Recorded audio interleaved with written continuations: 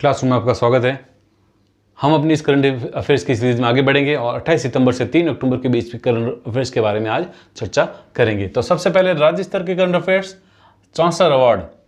Chancellor award Rajasthan के सरकारी विश्वविद्यालयों में जो सर्वश्रेष्ठ विश्वविद्यालय होगा उसको दिया जाएगा।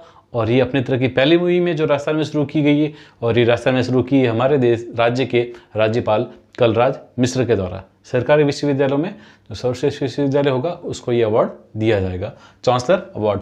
फिर है चेंज मेकर्स अभियान, जिसका संबंध है पंचायत चुनाव से।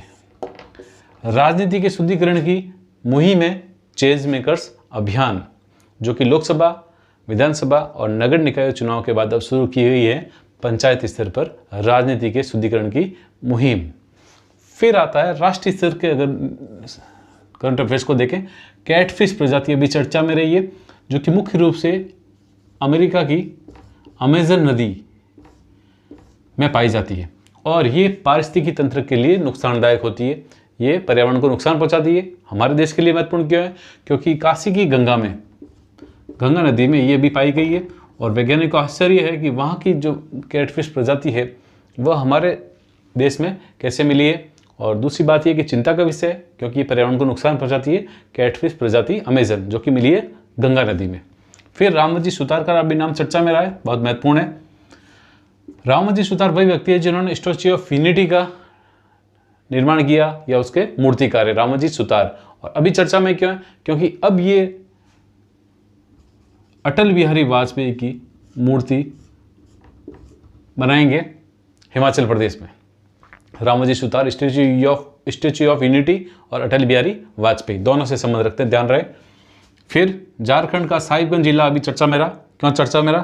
क्योंकि यहाँ पर साहिबगंज में डायनासोर काल की पत्तियों के जीवाश्म मिले हैं, जो कि डायनासोर का भोजन होती थी। जुरासिक काल के पत्तियों के जीवाश्म, जो कि किसका भोजन होती थी? डायनासोर का। कहाँ मिले? साहिबगंज, झारखंड। फिर IIT गुजरात, IIT गुवाहाटी चर्चा में रहा है। क्यों चर्चा में रहा है? क्योंकि इसने नीम का बीज का उपयोग किया है किसके साथ? प्लास्टिक के साथ, और बनाया है ईंधन। और मुख्य रूप से कौन सा प्लास्टिक काम में लिया जा रहा है इसमें? मुख्य तौर से जो चिकित्सा के जो ग्लव्स होते हैं, चिकित्सा में उपयोग किए जाने वाले ग्लव्स, उसके कचरे को रिसाइकल करने के लिए इस तकनीक का निर्माण किया गया है, ताकि वो जो कचरा है प्लास्टिक का उससे बनाया जा सके ईंधन, उसको रिसाइकल किया जा सके। और इसके लिए कौन सी तकनीक काम में ली गई है? पायरोलिसिस तकनीक, जिसके अंदर उस तापमान के अंदर प्लास्टिक को गर्म करके उससे ईंधन प्राप्त किया जाता है या उसको रिसाइकल किया जाता है। जो भी स्टेट PCS राजस्थान के अभ्यर्थी हैं वो जरूर ध्यान दें कि मुख्य परीक्षा के अंदर साइंस का ये सिलेबस का पार्ट है रिसाइकलिंग, पुनर्चक्रण। बिल्कुल ध्यान रखें, इसको सवाल आ सकता है। फिर आता है PM स्वनिधि योजना, जिसका संबंध है स्ट्रीट वेंडर से। जो ठेले लगाने वाले होते हैं वगैरह, स्ट्रीट वेंडर से संबंध है इस योजना का, और इसके अंदर स्ट्रीट वेंडर्स को लोन दिया जाएगा।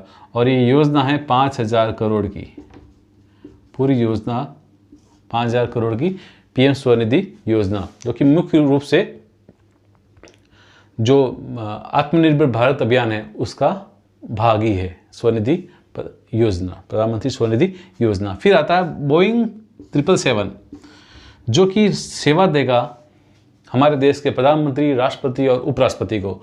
और ये हमने लिया है अमेरिका से, संयुक्त राष्ट्र अमेरिका, USA से लिया है। और ये मिसाइल सिस्टम से लैस विमान है, मिसाइल सिस्टम लगा हुआ है, पूरी तरीके से सुरक्षा प्रदान करेगा हमारे देश के तीनों प्रमुख व्यक्तियों को, बोइंग 777। और इसे चलाएंगे हमारे देश के एयरफोर्स के पायलट, इंडियन एयरफोर्स के। फिर आता है रोहतांग टनल, चर्चा में रहा है। 9 किलोमीटर लंबी टनल, जो कि 10,000 फीट की ऊंचाई पर स्थित है, जिसका हमारे देश के प्रधानमंत्री ने अभी उद्घाटन किया है। और ये दुनिया में सबसे अधिक ऊंचाई पर स्थित अब टनल हो गई है। जो पहले इसका रिकॉर्ड का जो था वो चीन के नाम था, अब ये हो गया है।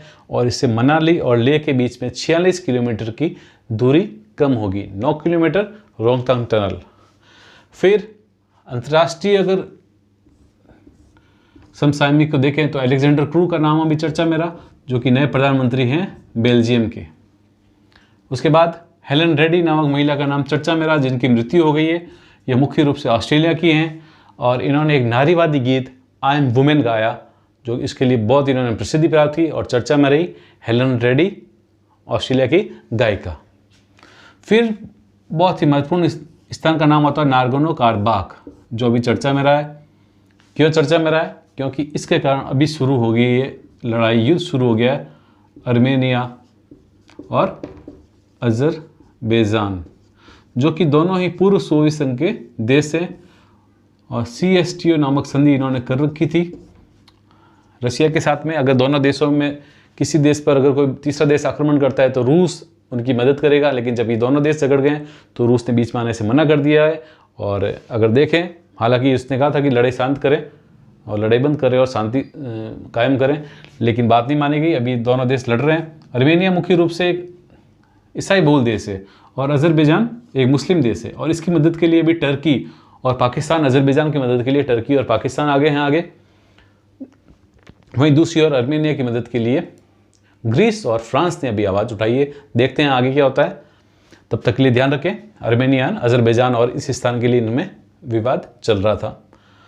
फिर टोक्यो ओलंपिक खेल की अगर बात करें तो टोक्यो ओलंपिक की जो मसाल रिले है उसकी शुरुआत हो जाएगी 25 मार्च 2021 से, और ये ओलंपिक होंगे 23 जुलाई 2021 को शुरू हो जाएंगे।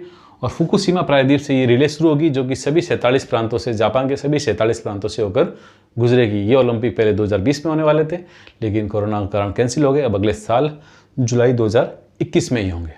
आज के लिए इतना ही। अगर आपको वीडियो पसंद आए तो लाइक कीजिए, चैनल को सब्सक्राइब कीजिए और दूसरों को बताइए। अगले सप्ताह हम फिर जो एक सप्ताह के जो